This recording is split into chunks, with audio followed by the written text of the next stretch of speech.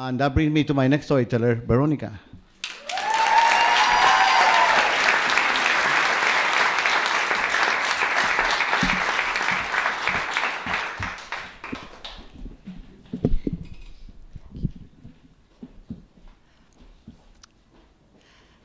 I was 6 years old when I first came to the United States, from Peru via the Philippines.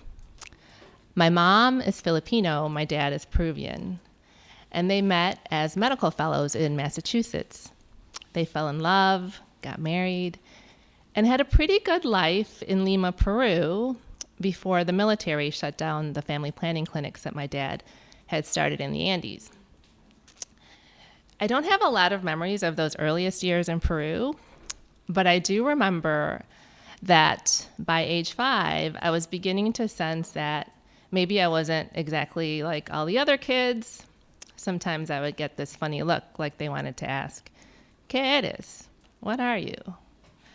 I had an inkling it had something to do with my mom not being from Peru, but we left before I could really make sense of it.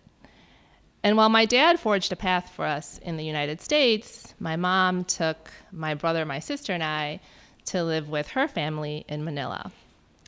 We said goodbye to my abuelita, my tios, my primos, and we said hello to my lolo and lola, my aunties, 12 cousins, and about half a dozen skinny dogs.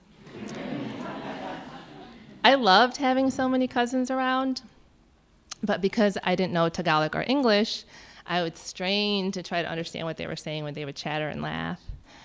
And I remember peeing my pants once during prayer time in kindergarten because I didn't know how to ask to go to the bathroom.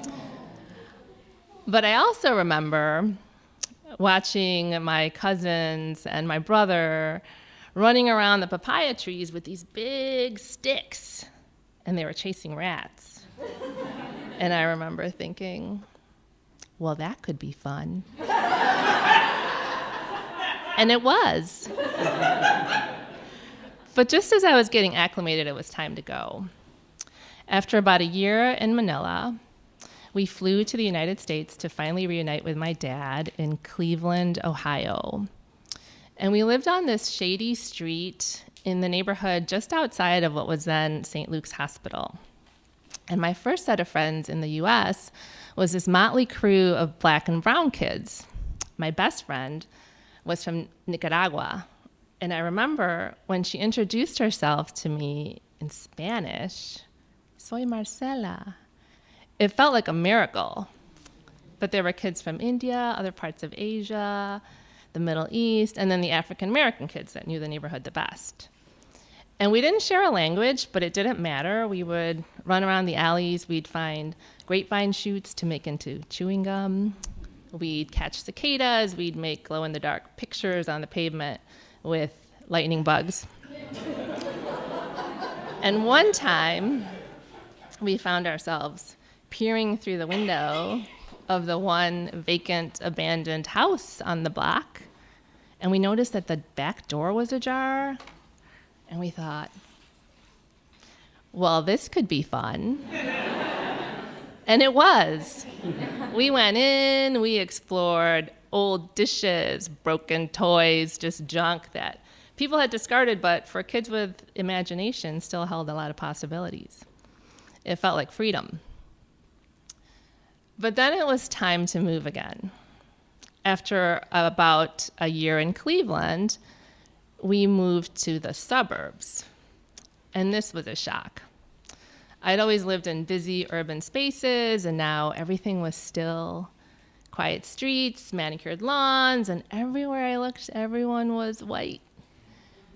And at first it was exciting, but then it turned a little hostile. I remember that first summer walking around the block with my mom and my siblings, and we now had a new baby brother in a stroller. And it was hot.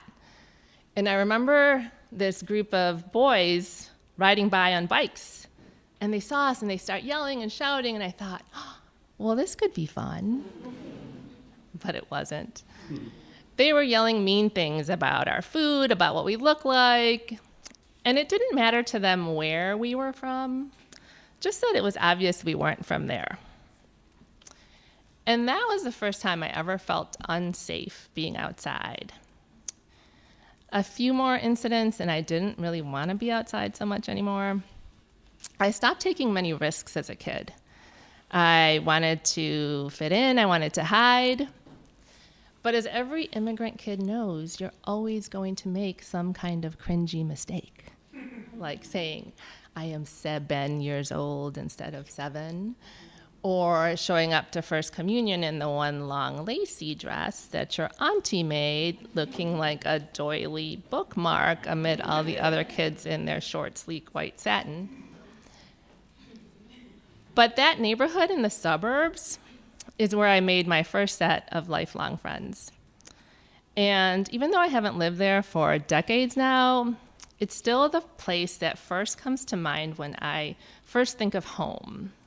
And I think of it with fondness, and that's because of people who showed up when I needed a kitchen table to cry at, or my dad had a heart attack, or I just needed a group of friends to teach me to laugh at myself.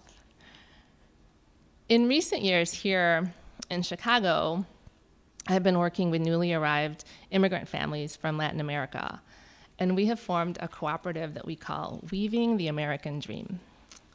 And we call it this because it got its start in a church basement with folks just weaving bracelets and sharing stories. And these are the stories of how they came to be in this country, how and why. So stories of things they had to flee, people they had to leave behind, stories of crossing rivers with their babies strapped to their bodies, or clinging to the tops of trains, or pleading with cartels, or pleading with Border Patrol. All with the hope of being able to work, educate their kids, find safety for their families. And in learning their stories, I can't help but reflect on my childhood and all the things that taught me about difference, about belonging, about resilience. But I also think about my parents, who at 87 and 90 are still living in that same modest split level in the suburbs, now with the help of some kind neighbors. But I think about their journey and the obstacles that they faced and compare them to what families are facing now, where every trip to work, to the store, take their kids to school, just being outside is a danger that has to be carefully calculated. I believe that there is a thread that runs through boys on bikes who yell racist things to men with guns and masks who kidnap people at grocery stores and parks. But I see other threads too that run through families, friends, neighbors who aren't afraid to welcome a stranger and who organize to protect, to bear witness, to speak out on behalf of the most vulnerable in our communities. And I think it's those threads of compassion, of courage, of perseverance, woven by neighbors, old and new, that I believe shape the heart of this great city that I am now so proud to call my home. Thank you.